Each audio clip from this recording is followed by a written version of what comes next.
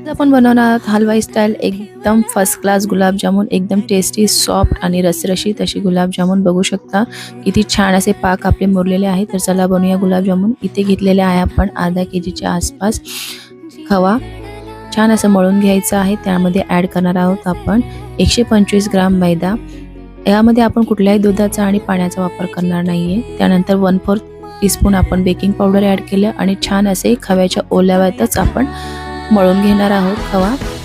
आणि आता याला आपण छान असं चिकनं असं मळून घेतलेलं आहे. जास्तही मळायचं नाही, नाहीतर त्याला तेल सुटेल. छान आता आपण त्याला 10-15 मिनिटासाठी झाकून ठेवलं. आता चाचणी बनवून घेऊया.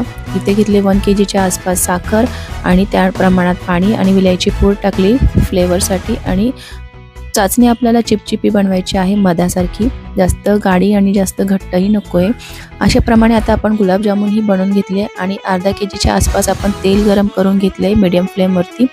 तेल गरम झाल्यानंतर गुलाबजामुन तेलात सोडायचे आहे, नाहीतर थंड असल्यावर तेल गुलाबजामुन चपटे होतात आणि जास्त गरम असतील तर ते वरूनच फ्राय होतात आणि आतून कच्चे राहतात. याप्रमाणे गुलाबजामुन छान असे तळून घ्यायचे आहे. याची फुल व्हिडिओ तुम्हाला माझ्या चॅनलवरती मिळून जाईल. बघू शकता किती छान असे गुलाबजामुन आपले रेडी आहेत. याला 4 घंट्यासाठी आपण पाकात मुरत ठेवले होते.